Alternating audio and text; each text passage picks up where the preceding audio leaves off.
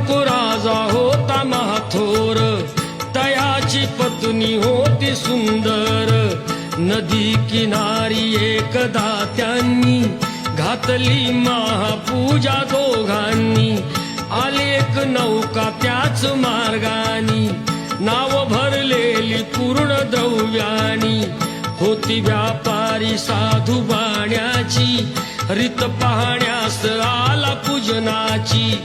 उल्का मुकुत्यास बोले ऐकावे, व्रत नारायणाचे आचरावे. मनोइच्छित